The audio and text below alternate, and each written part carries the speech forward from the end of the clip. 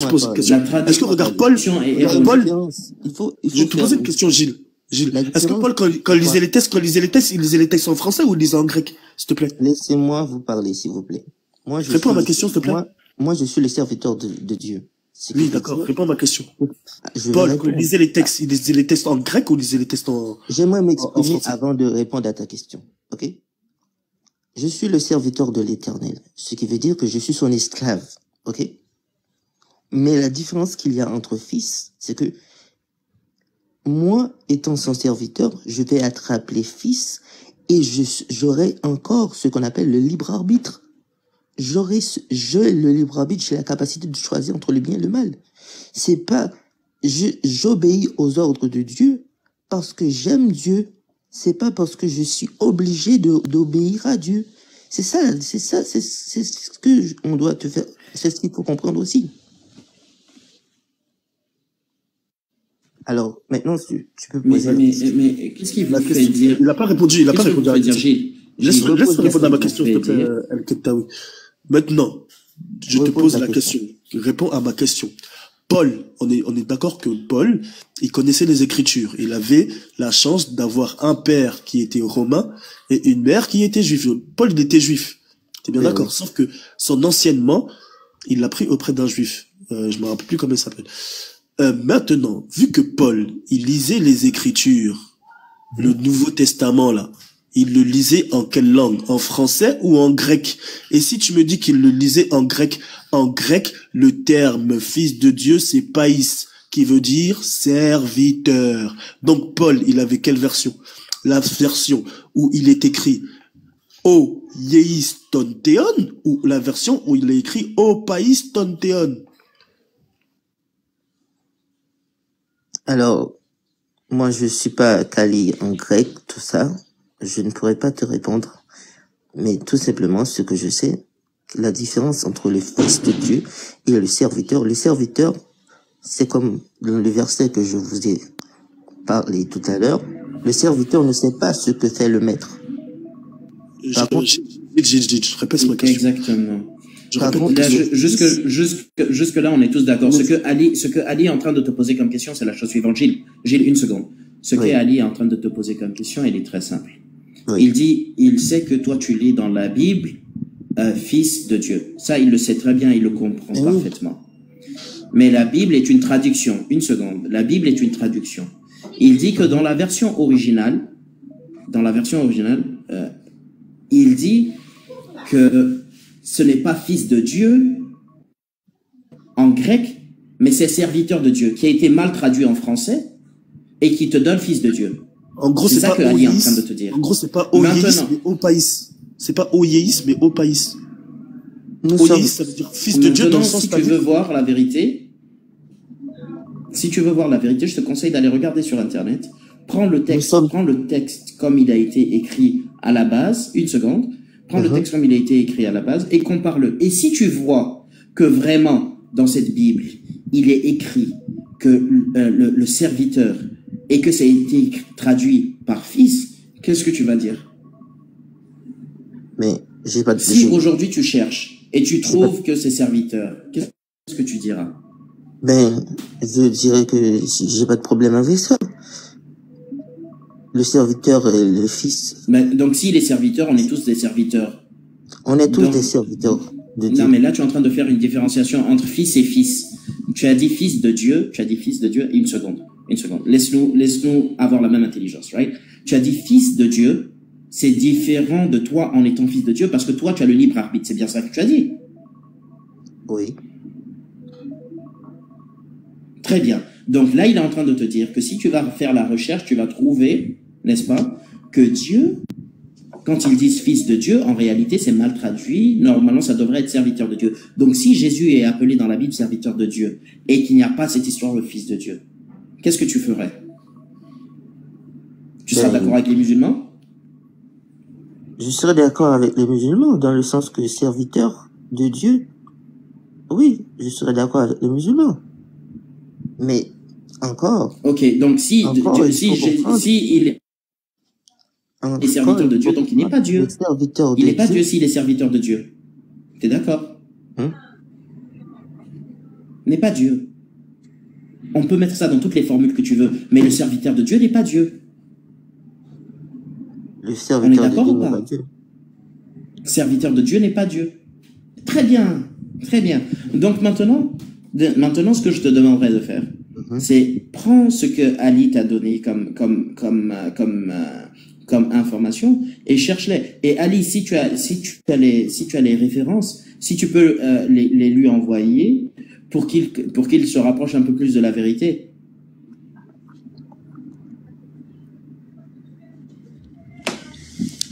Oui, ce que je voulais dire, c'est que le serviteur de Dieu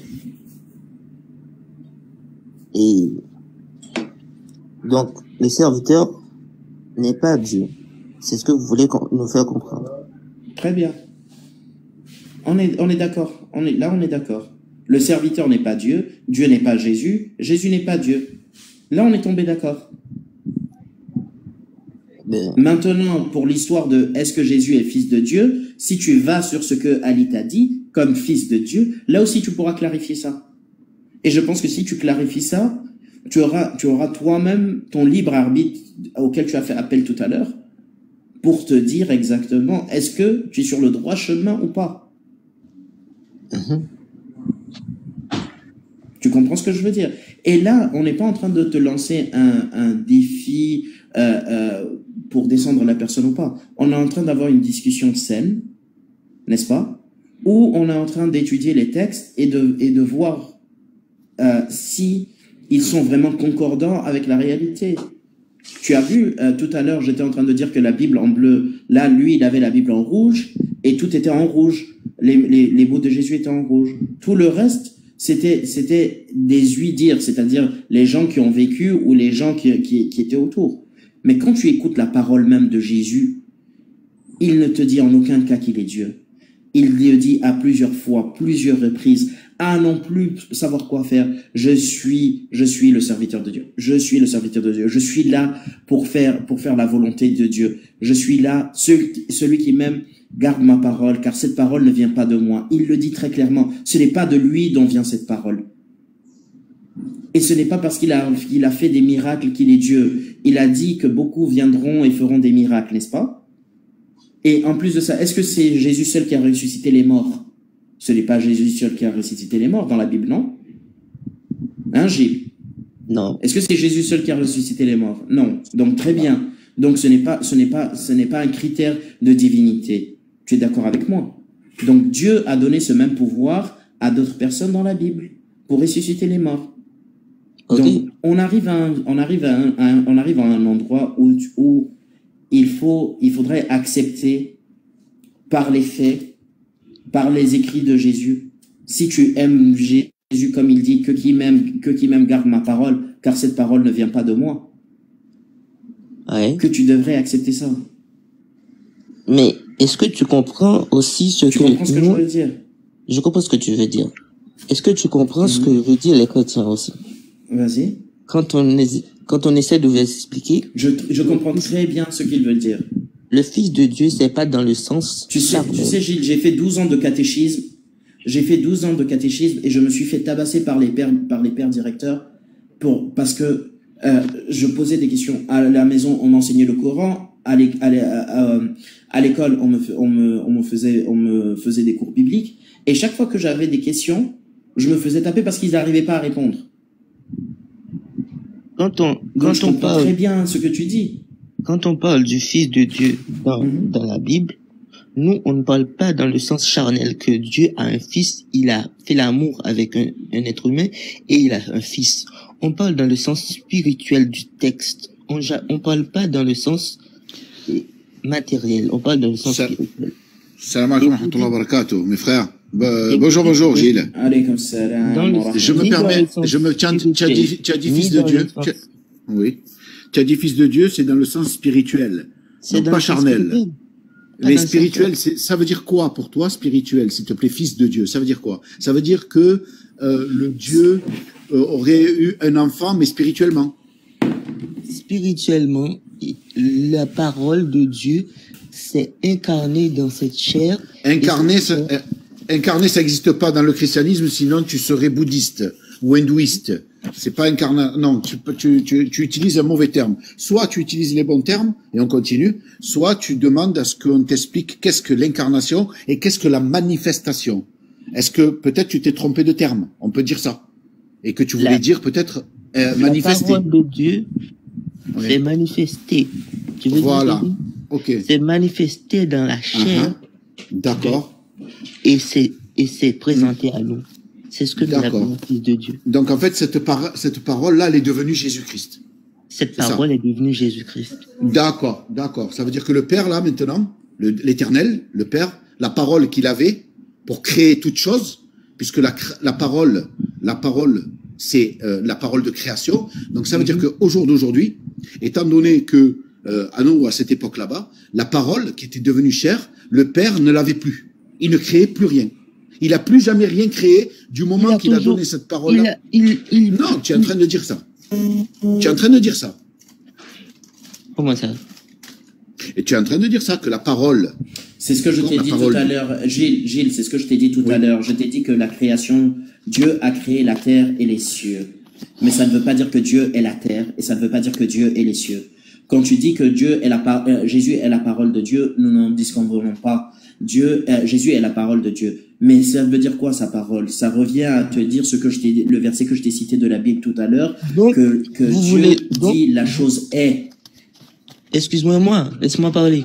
Dieu dit soit et la chose est. La parole qui est Dieu ne peut pas être en Dieu et en même temps être dans un corps qu'il a fait. Dans un corps qu'il a créé. Alors à ce moment-là, écoute bien ce que je vais te dire. Écoute bien ce que je vais te dire. Écoute bien ce que je vais te dire. Exactement. Lorsque tu dis ça, c'est comme si tu disais que lorsqu'il a créé Jésus, il a dit, parce que l'Éternel, le Père, lorsqu'il va créer quelque chose, il dit quoi? Et il dit soit, et ainsi soit-il. Soit, et c'est fait. Ça, l'explication de ce soit et c'est fait, je peux t'amener, si tu veux, tu as ta Bible, tu lis Psaume 33 du verset 6 à 9. Je comprends ce que tu veux dire, mais du verset 6 à 9. C'est pas écrit comme ça. C'est pas écrit comme ça. Dans la Bible, on nous explique. Écoute-moi. Mais non, mais attends, laisse-moi finir, s'il te plaît. Laisse-moi lire. Regarde, écoute bien. Laisse-moi lire Psaume 33. Écoute bien. Écoute, Gilles, écoute la parole de Dieu. Écoute la parole de Dieu. Écoute la parole de Dieu. Écoute la parole de Dieu. Laisse-moi lire le verset pour qu'on soit sur la même longueur d'onde. Psaume 33. On va lire le verset et il pourra t'expliquer. Voilà, Psaume 33 du verset 6. Les cieux ont été faits par la parole de l'Éternel, et toute leur armée par le souffle de sa bouche. Il amoncelle en un tas les eaux de la mer. Il met dans des réservoirs les abîmes. Que toute la terre craigne l'Éternel, que tous les habitants du monde tremblent devant lui. Car il dit, et la chose arrive. Il ordonne, et elle existe. Là, tu as fini. Tu es au verset 9. Tu es au verset 9. Il ordonne et elle existe, c'est le verset 9. C'est très bien. Mais maintenant, prends-nous Genèse. Mais s'il te plaît, comme ça, il comprend bien ce qu'est la parole. Prends Genèse 1 au verset 3, s'il te plaît. C'est ce que je lui ai dit tout à l'heure, mais je vais le relire. Tu relais Genèse 1, verset 3. Dieu dit que la lumière soit et la lumière fut. Voilà, lorsque Dieu et la lumière fut. Il parle et qu'il crée quelque chose, il dit soit et c'est. Ici, il dit soit et ainsi soit-il. Donc ici, il y a deux entités. Il y a le soit et le ainsi soit-il. Le soit du Père et le ainsi soit-il. Ce qui a été créé. Si tu dis la résultante. Oui, exactement. Merci beaucoup. Si tu dis que Jésus, c'est le soi, alors tu es le seul, ou parmi tes confrères qui suivent cette idée-là, vous serez les seuls à être des pires que des chrétiens. Pire qu'une ignominie. Car à chaque fois que Dieu aura dit soi, la chose que tu dis que c'est Dieu, ou que c'est la parole même, la chose qu'il aura créée en disant le soi, c'est elle-même Dieu. C'est-à-dire que lorsqu'il aura créé un arbre, il aura dit soit, et ainsi soit-il, Le soi est dans l'arbre. Donc l'arbre, il est lui-même Dieu. L'arbre, il est lui-même la parole de Dieu. Comme Jésus. Ce que tu veux essayer de nous faire dire. Tu comprends? Maintenant, voilà. Maintenant, il faut que tu comprennes une chose. On peut comparer la Bible avec le Coran. Non, il n'y a pas de Coran ici. Hein. Non, il n'y a que la Bible. Là, on parle que de la Bible. Là, c'est juste la Bible. Il te parle. Là, c'est que la Bible. Dans la Bible, moi, je ne t'ai pas sorti. Que c'est l'esprit de Dieu. L'esprit de Dieu, c'est-à-dire le Saint-Esprit qui est rentré en Marie et qui a fait l'intervention divine. Grâce au soi. Grâce au soi. C'est quand Dieu, mais c'est par la puissance créatrice de Dieu. On parle de la parole créatrice. S'il n'y a pas de parole créatrice, il n'y a rien. On ne peut pas créer. Dieu ne peut pas créer, pardon. Tu comprends ou pas? C'est la parole créatrice. Dieu ne crée pas avec ses mains. Dieu n'est pas par la parole qui va s'asseoir et qui va créer avec ses mains, n'est-ce pas? Il a bien dit. Le corps a été créé. Regarde, je vais t'aider. Dieu a été créé, mes amis. Vous ne pouvez pas me faire. Je vais t'aider. Non, commence pas à chercher. Oui, ne commence pas à partir dans les esprits. Gilles, non, mais il lui a donné. Gilles, s'il te plaît, reste concentré sur d'abord l'explication de la parole créatrice de Dieu, le soi. Et après, le ainsi soit-il, c'est la résultante du soi. Maintenant, regarde, on va aller je vais te lire Hébreux 10, 5 à 7. D'accord? Hébreux 10. Qu'est-ce qu'on apprend là-bas? On apprend quoi? On apprend, donc allez, je te lis. C'est pourquoi Christ, écoute bien, c'est pourquoi Christ, entrant dans le monde, dit, là c'est Jésus qui parle, tu n'as voulu ni sacrifice, ni offrande. Mais écoute bien, mais tu m'as offert un corps. Tu m'as formé un corps, pardon. Mais tu m'as formé un corps. Tu n'as agréé ni holocauste, ni sacrifice pour le péché. Alors, j'ai dit, voici je viens. Dans le rouleau du livre, il est question de moi. Pour faire quoi? Pour faire, ô Dieu, ta volonté. Pour faire, ô Dieu, ta volonté. Ici, on apprend quoi? Jésus lui-même, il dit quoi de son Dieu là-haut? Il a dit, tu m'as formé un corps. Grâce à quoi? Grâce à cette parole créatrice. Oui. Tu comprends ou pas? Bien sûr. Voilà, donc cette parole que tu dis de Jean 1.1, là, Jean 1.1, la parole là, c'est la parole créatrice. Ce n'est pas Jésus, c'est grâce à ça que Jésus est né. C'est grâce à cette parole que Jésus a été créé. Et Jésus te le dit là. Non. Tu comprends? Vous pouvez pas. Le corps a été créé. Est-ce que Jésus-Christ a été créé? À quel moment on dit que mais justement, on va revenir au départ. On va revenir au départ. Une seconde, Respire, on va doucement. Ok, doucement. Tu as dit que Jésus, suis-moi bien. Tu as dit que Jésus, c'est la parole de Dieu, n'est-ce pas? Tu es d'accord avec moi? Là, au commencement avec Jésus, parole. Non, une seconde. Jésus, c'est la parole de Dieu. Tu es d'accord avec moi? La parole était avec Dieu. Tu es d'accord avec moi? Bien sûr. La parole a créé toutes choses. Tu es d'accord avec moi? Bien sûr. Toute chose. Est-ce que Dieu est rentré dans toute chose qu'il a créée? Est-ce que Dieu est rentré dans oui ou non? Non, n'est-ce pas? Non, parce qu'il a créé les cieux, il a créé la terre, et il a créé Jésus. Nous subsistons par lui. Non, je ne dis pas par qui nous subsistons.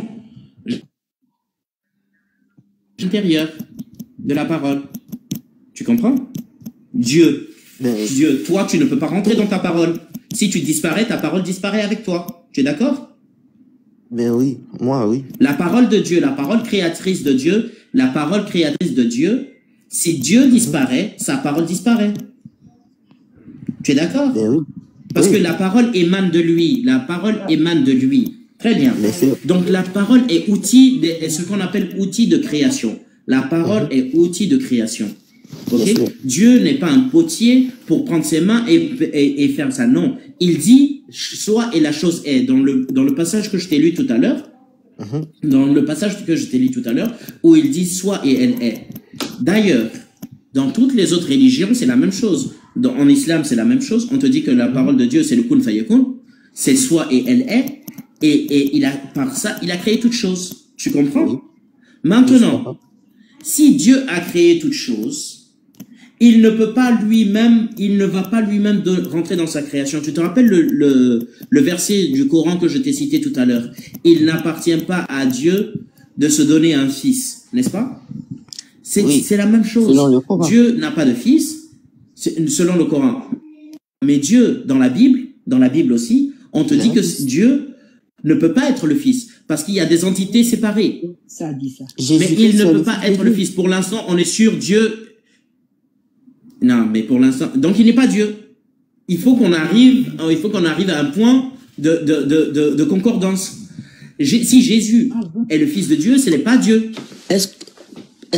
Non, la question qu'il faut se poser, est-ce que la parole de Dieu n'est pas ici plusieurs fois. Est-ce que la parole de Dieu n'est pas Dieu? Si la parole de Dieu n'est pas Dieu, donc Jésus-Christ... Si la parole de Dieu est Dieu, ça veut dire que les cieux sont Dieu. Mais voilà, ça veut dire, si tu dis que la parole de Dieu est Dieu, ça veut dire que les cieux sont Dieu, la terre c'est Dieu. Toute la création, c'est Dieu. Parce que dans Genèse, qu'est-ce qu'il te dit dans Genèse? Qu'est-ce qu'il te dit dans Genèse? Oui. Dieu. Par rapport à la création. Hein? La création, c'est Dieu. Tu te rappelles comment Genèse commence?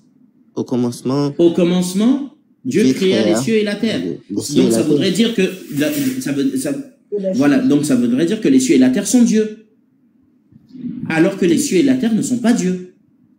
Et les cieux et la terre sont quoi? Et qu'est-ce qu'il te dit quand tu continues plus loin?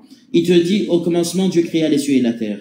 La terre était informe et vide. Il n'y avait que ténèbres à la surface de l'abîme. L'Esprit de Dieu se mouvait au-dessus. Dieu dit que la lumière soit et la lumière fut. Dieu vit que la lumière était bonne. Et Dieu sépara la lumière d'avec les ténèbres. Donc ici, Dieu créa quelque chose, mais ça ne veut pas dire qu'il est rentré dans la chose qu'il a créée et qu'il est devenu la chose qu'il a créée. Ça devait, comme il t'a dit tout à l'heure, ça c'est de l'incarnation. Et ça ne colle pas avec la doctrine même de la Bible. Tu comprends ce que je suis en train de dire? Donc il est techniquement impossible. Il est techniquement impossible que tu crées quelque chose et tu rentres dans cette chose au point de disparaître. Dieu créa la mort. La mort ne peut pas avoir raison de lui. Tu comprends ça? Tu comprends ce que je veux dire? Je comprends. Si tu prends maintenant Jésus maintenant, ce qu'il est important de faire avec la Bible, c'est de demander à Jésus, posons la question à Jésus, qui es-tu? Qu'est-ce que tu dis que tu es? Il dit, je suis un prophète de Dieu, je suis un homme, je suis un envoyé de Dieu, je suis là pour faire la volonté de Dieu sur terre, je suis là avec la parole de Dieu, je suis là pour sauver les gens. Et il le dit très bien, je donne la vie éternelle aux gens. La vie éternelle que qui m'a donné, que mon Père m'a donné. Il dit, or la vie éternelle, c'est que tu me connaisses moi, c'est qu'ils te connaissent toi, le seul véritable Dieu, et Jésus-Christ que tu as envoyé.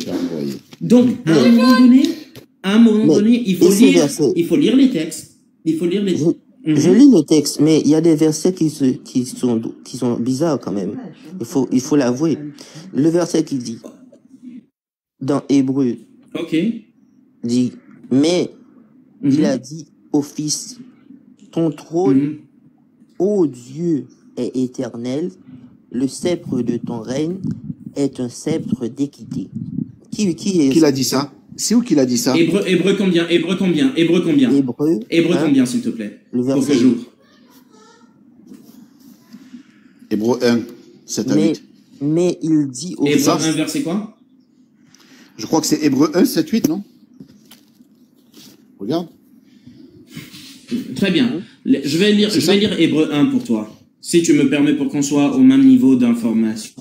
N'est-ce pas? C'est ça, non? Oui. Hébreu 1. Après avoir autrefois, à plusieurs reprises et plusieurs manières, parlé à nos pères par les prophètes, Dieu, dans ces derniers temps, nous a parlé par le Fils, qu'il a établi héritier de toutes choses, par lequel il a aussi créé le monde, et qui, étant le reflet de sa gloire et l'empreinte de sa personne, et soutenant toutes choses par sa parole puissante, a fait la purification des péchés et s'est assis sur le trône de la majesté divine dans les lieux très hauts. Ça, c'est toujours Dieu, hein. C'est pas encore le Fils. Devenu d'autant supérieur aux anges qu'il hérite d'un nom plus excellent que le leur. Car auquel des anges Dieu a-t-il jamais dit, tu es mon fils, je t'ai engendré aujourd'hui, et encore, je serai pour lui un père, il sera pour moi un fils. Et alors, et lorsqu'il introduit de nouveau dans le monde le premier-né, il dit que tous les anges de Dieu l'adorent.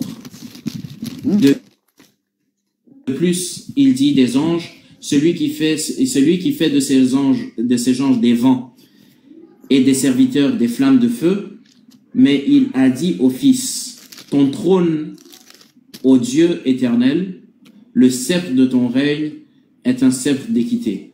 Ton trône, ô Dieu éternel, le sceptre de ton règne est un sceptre d'équité. Tu as aimé la justice et tu as haï l'iniquité, c'est pourquoi, ô Dieu, ton Dieu t'a oint d'une huile de joie et au-dessus des eaux et des égaux. D'accord. Très bien. C'est ça, c'est ton verset, ça? Oui. Alors. D'accord. Et tu veux nous dire quoi ici? Que Dieu a oint Dieu. Tu veux nous dire que Dieu, il a oint Dieu. Ben oui, c'est alors, lequel de Dieu? Qui a oint qui? Dieu a oint Dieu. Mais... Ah, donc il y a deux dieux. Donc il y a deux dieux. Voilà. C'est très bien. Il y a deux dieux. Allons-y dans la version en grec. Allons-y dans la version en grec pour qu'on comprenne si exactement les deux dieux sont traduits de la même manière. Ben allons. Non, déjà, est-ce qu'il y a un Dieu là? Est-ce que Jésus-Christ est Dieu là? Attends. C'est le verset qui parle. Et tu vois. Si tu regardes dans la version en hébreu, tu vas tomber sur quelque chose. Écoute-moi.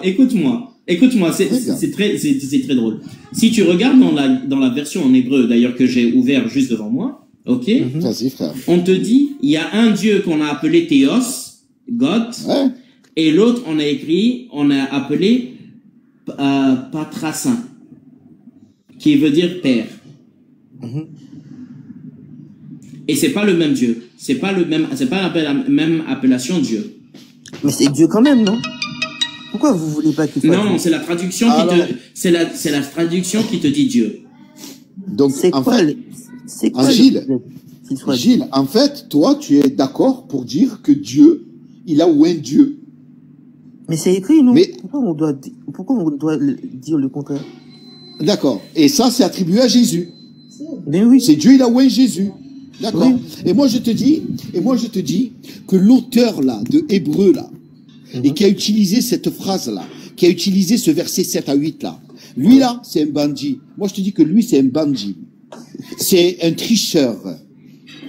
C'est même un bandit spirituel. L'auteur de Hébreu, là. Voilà. Il a volé. C'est un voleur, moi, je dis. C'est un gros voleur. Frère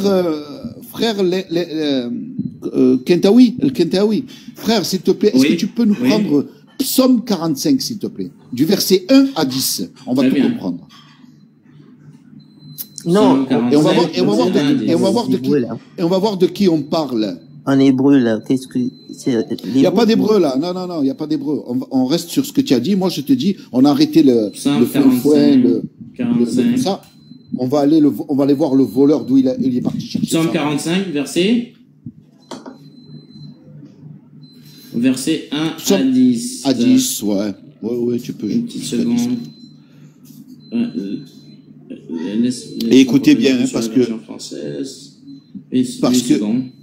parce qu'il faut savoir une chose, c'est que le psaume 45, là, il est attribué à Jésus. Hein. Psaume 45. Oui. Okay. Donc, dans le psaume 45, on dit la chose suivante. Oui. Tu es le plus beau des fils de l'homme. La grâce est répandue sur tes lèvres. C'est pourquoi Dieu t'a béni pour toujours. Vaillant guerrier, saint ton épée, ta parure et ta gloire. Attends. On va commencer au 1. Verset 1. Commence dès le début. Ok. Comme ça, ils savent qu'est-ce qui se passe là-dedans. Ô chef des chantres. Ô chef des chantres. sur les lits, des fils de Corée, cantiques, chants d'amour, des paroles pleines de charme bouillonnant dans mon cœur. Je dis, mon œuvre est pour le roi, que ma langue soit comme la plume d'un habile écrivain. Tu es le plus beau des fils de l'homme. La grâce est répandue sur tes lèvres. C'est pourquoi Dieu t'a béni pour toujours. Vaillant guerrier, ceins ton épée, ta parure et ta gloire. Ta gloire. Sois vainqueur, monte sur ton char, défends la vérité, la douceur et la justice, et que ta droite se signale de merveilleux exploits. Tes flèches sont aiguës. Tes flèches sont aiguës. Des peuples tomberont sous toi. Elles passeront le cœur des ennemis du roi. Elles perceront le cœur. Dieu, est toujours. Elles perceront le cœur des ennemis du roi. Ton trône, ô Dieu, est à toujours. Le sceptre de ton règne, est un sceptre d'équité. On continue. Tu aimes la justice. Tu aimes la justice, tu es la méchanceté. C'est pourquoi, ton Dieu t'a oint d'une huile de joie. Les voleurs, les bandits. Allez, continuons. D'une huile de joie par privilège sur tes collègues. D'une huile de joie par privilège sur tes collègues. La myrrhe, l'aléo et la casse parfume tous tes vêtements. Dans les palais d'ivoire, les instruments à cordes te réjouissent. Des filles de roi sont parmi tes bien-aimés. La reine est de ta droite, parée d'or. D'Ophir. La reine est à ta droite. Et à ta droite, parée d'or. D'Ophir. Écoute, ma fille. C'est bon, c'est fini. C'est fini. C'était de 1 à 10. Vous avez entendu la subtilité, les amis. La subtilité, elle est là. Les bandits spirituels, des voleurs. C'est pourquoi, Dieu, ton Dieu t'a oint d'une huile de joie par privilège sur tes collègues. Donc ça veut dire quoi? Ça veut dire que l'auteur de Hébreux, tellement il veut qu'on croit que Jésus c'est Dieu, il est parti voler ça là-bas. Et qu'est-ce qu'ils font? Eh ben ils attribuent même ce psaume 45 à Jésus. Maintenant, on va commencer la réfutation dès maintenant. Voilà. Ésaïe 53, de 1 à 3, on va prendre ça. Tu peux prendre ça, mon frère? Ésaïe 53, parce qu'ils disent, ils aiment à se dire. 53, verset 1 à 3. Ésaïe là-bas, 53. Le Ésaïe 53. Ouais, allez, comme ça, on retourne là. Ésaïe 53. Maline.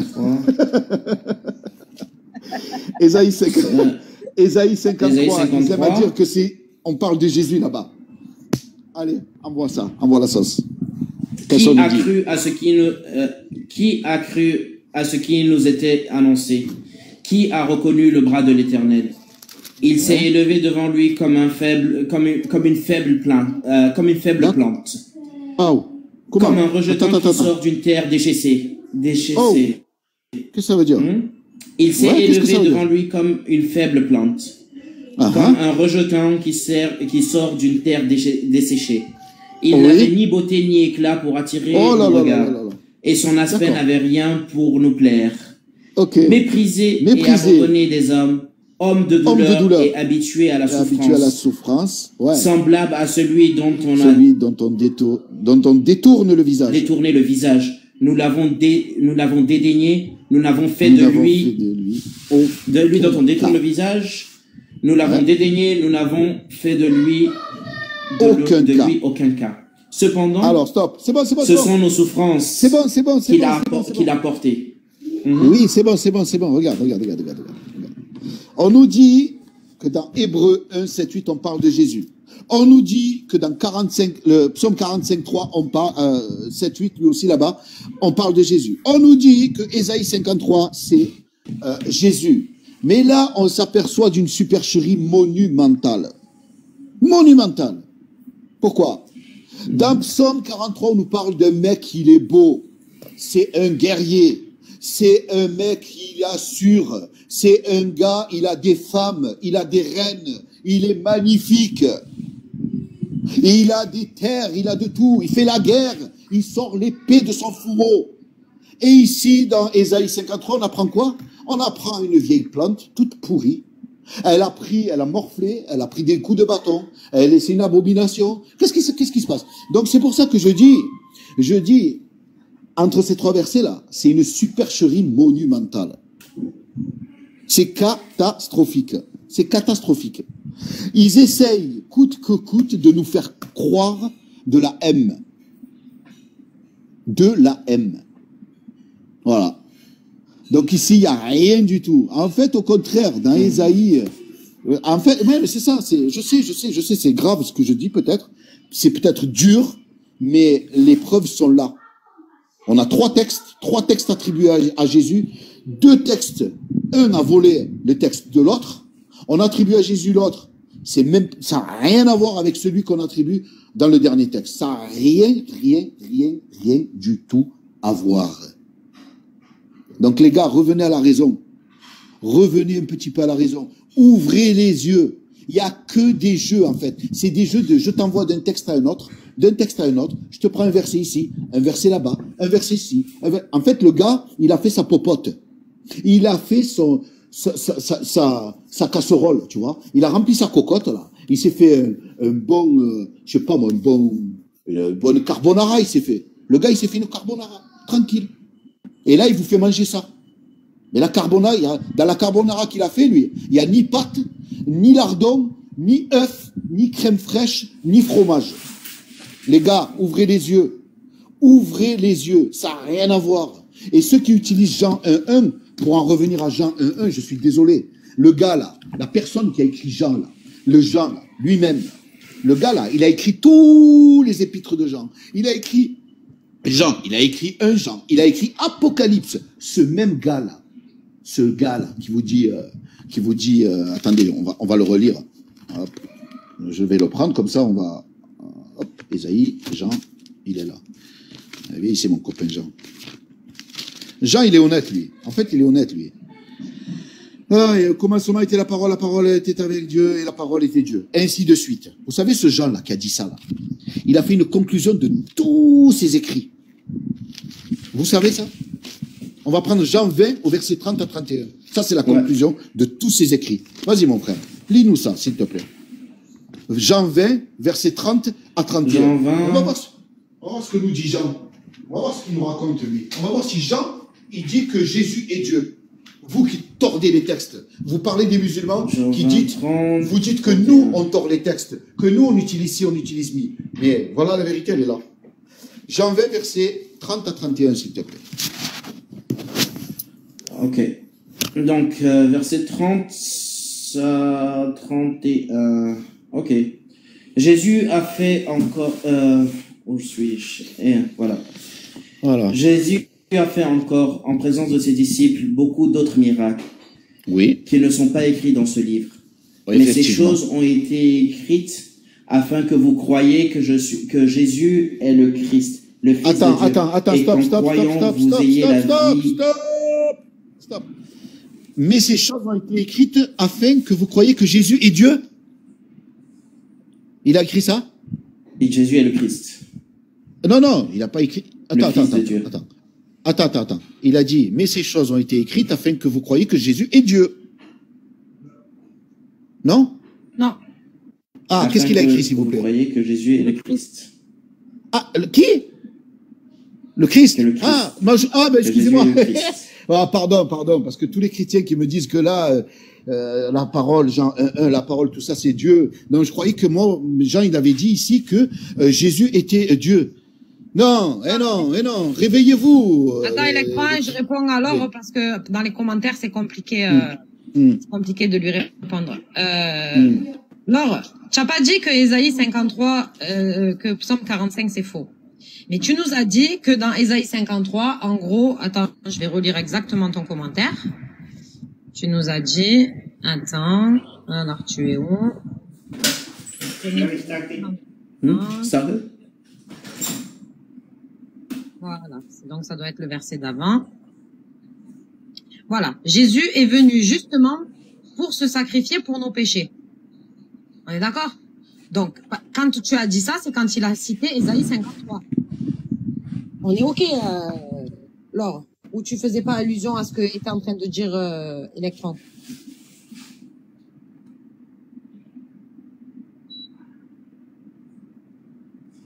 En tout cas, que tu l'aies dit ou que tu l'aies pas dit, mais voilà. Mais du coup, voilà. Si dans Ésaïe 53, Jésus, il vient se sacrifier, c'est un pauvre malheureux, il a ni beauté, il a rien pour plaire, les gens, ils l'ont abandonné. Et que dans Psaume, en parlant de Jésus, on te dit qu'il était beau, le plus beau des fils de l'homme, qu'il avait du monde autour de lui, qu'il avait... des femmes, il avait des meufs, il avait des meufs, des reines, il avait même des épées, il tirait les épées, il faisait la guerre, le gars. Voilà, du coup, alors, si Ésaïe 53 dit vrai en parlant de Jésus, Psaume 45, forcément, il ment. Ben oui. Et automatiquement, il fait boule de neige. Hébreux 1, 7, 8, ne le sortez plus jamais de votre vie pour dire que c'est Jésus. Moi, je dis Électron, il est beau, et que toi, tu dis Électron, il est vilain. Ouais, moi, je suis beau, je suis pas vilain. À un moment donné, il y en a une de nous deux qui ment. Mais est-ce que vous vous rendez compte, il y a un des textes qu'on a lu ici tout à l'heure. Sabrina, tu sais, il y a un des textes qu'on a lu ici tout à l'heure où il disait que Jésus, Dieu n'a pas besoin d'un sacrifice pour pardonner le péché. Ben oui, bien sûr. Et donc leur histoire de je suis venu me mourir pour les péchés, c'est clair que c'est pas vrai. Ah, parce que Dieu l'a oublié de mettre sacrifice animal. Ouais. Mais par contre, il leur a révélé. On finit avec Jean. C'est écrit dans la Bible, clairement. Attends, on finit avec Jean, s'il te plaît. On finit avec Jean, comme ça, ils diront plus jamais que Jean 1, c'est pour dire que Jésus est Dieu, vu que l'écrivain lui-même. Jean, c'est qui, Jean? Jean, c'est qui? Jean, c'est un disciple de Jésus. Lui, là, ce Jean-là, c'est son disciple. Il le connaît. Il a écrit ce qu'il a, il a rapporté ce qu'il sait de son maître. Et en 2024, il y a Gilles, il te dit, Jean 1.1, ça veut dire que Jésus est Dieu. Ou Pierre-Paul Jacques vient, il te dit, Jean 1.1, ça veut dire Jésus est Dieu. Jean lui-même, le disciple, en plus, il a le Saint-Esprit. Il a le Saint-Esprit en lui. Lui, le gars, il arrive, il te dit, mais oh, je vous ai écrit tout ça là. Vous savez pourquoi? Pour que vous croyiez que Jésus est le Christ, Fils de Dieu. Il n'a pas écrit tout ça pour que vous croyiez que Jésus, c'est Dieu. Il l'a pas dit. Il l'aurait dit. Vous faites mentir même Jean. Même les écrits de Jean, vous les faites mentir. Un mec qui est disciple de Jésus. Le mec qui te dit, non, moi, Jésus, c'est pas Dieu. Je le connais mieux que toi. C'est le Christ. Tout ce que j'ai écrit là, c'est pour que tu saches que Jésus, c'est le Christ. Qu'est-ce que ça veut dire Christ? Le Messie, le oint de Dieu. Et qu'est-ce que veut dire oint? Vous allez dans la définition d'un glossaire biblique, dans le glossaire là, ou dans un dictionnaire biblique, et le oint, on vous dit quoi? On vous dit, c'est une personne qui a été oint par Dieu afin d'accomplir une certaine mission, une mission spécifique. Donc c'est un envoyé, un messager, un prophète même. Okay. Arrêtez de raconter des conneries. Arrêtez de nous embrouiller et d'embrouiller les gens. Le verset où Marie de Magdala, le verset où Marie de Magdala dit, Jésus lui dit, ne me touche pas, car je ne suis pas encore monté vers mon Père, mais va trouver mes frères et dis-leur que je monte vers mon Père et vers votre Père et vers mon Dieu et vers votre Dieu. Marie de Magdala alla annoncer aux disciples qu'elle avait vu le Seigneur et qu'il lui avait dit ces choses. Le soir de ce jour qui était le premier de la semaine, les portes du lieu où se trouvaient les disciples étaient fermées à cause de la crainte qu'ils avaient des Juifs. Jésus vint, se présenta au milieu d'eux et leur dit, la paix soit avec vous. Et quand il lui dit cela, il montra ses mains et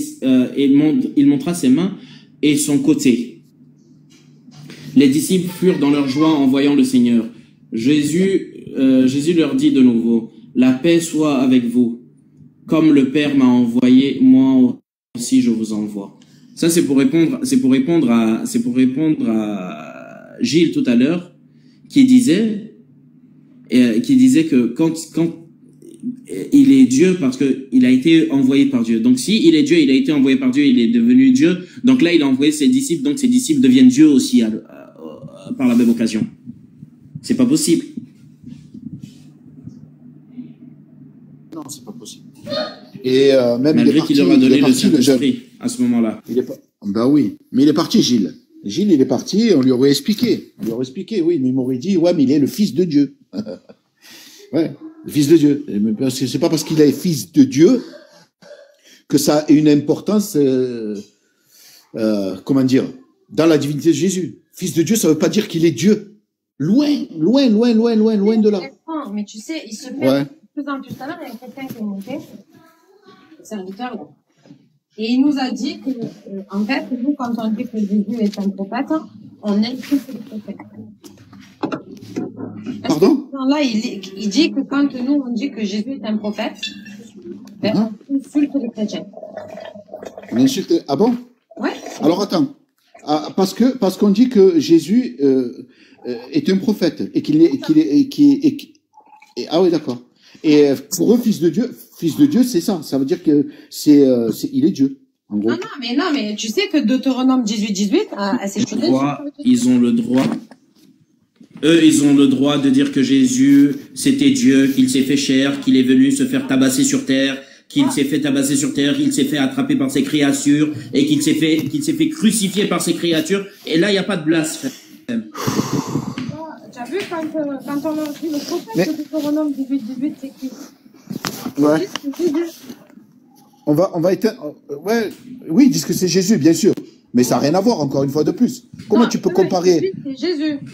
Mais c'est impossible. C'est impossible. Non, mais je sais. Mais eux, ils te répondent, c'est Jésus. Oui, mais c'est impossible. Oui, mais moi, je sais que c'est impossible. Oui, mais eux. Comment quelqu'un qui te dit le prophète de Deutéronome 18, c'est Jésus, et en même temps, il te dit, quand tu dis que Jésus c'est un prophète, tu nous insultes. Comment qu'est-ce que tu fais avec ces genres de personnes Écoute, on va débunker vite fait l'histoire de fils de Dieu, là.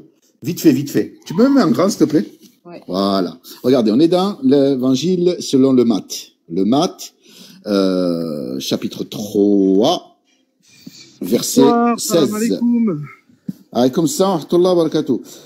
Verset 16. Regarde, verset 16, on nous dit quoi? Ayant été baptisé, Jésus, aussitôt, remonta de l'eau, et voici que les cieux s'ouvrirent. Il vit l'Esprit de Dieu descendre comme une colombe et venir sur lui. Et voici qu'une voix venue des cieux disait, « Celui-ci est mon fils bien-aimé, qui a toute ma faveur. Mon fils bien-aimé. » Tu vois, là, il y a encore le terme fils. Regardez à côté de fils. Ici, à côté là, hop, de la phrase du fils, il y a un petit cas. C'est une petite note explicative. On va aller dans la note explicative. Ici, là. Le petit cas. Et on nous dit quoi? On dit quoi? Cette parole, je vais vous la lire. Cette parole désigne d'abord Jésus. Comme, écoutez bien, et lisez bien, comme le vrai serviteur annoncé par qui? Annoncé par Ésaïe. Toutefois, le terme fils substitué à celui de serviteur grâce au double sens du terme grec païs souligne le caractère messianique et proprement filial de sa relation avec le Père. C'est-à-dire quoi? On comprend quoi ici? Qu'ils ont fait, en fait, ils ont encore fait leur petit. Ils ont décidé de fisiser le fils et de périser le père. Exactement. Donc du coup, en grec, le mot païs, il a deux sens. Il a un sens qui veut dire fils et un qui veut dire serviteur. Et ici, on parle de serviteur. D'accord? Voilà. En fait, fils ne veut pas dire fils engendré. Ça veut dire serviteur. Ils ont mis l'ambiguïté. Exactement. Mais on apprend que fils, c'est serviteur. Voilà. Voilà.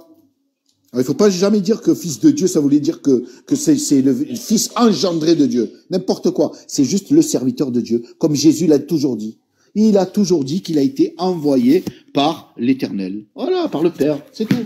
Il a toujours été envoyé. Et maintes fois.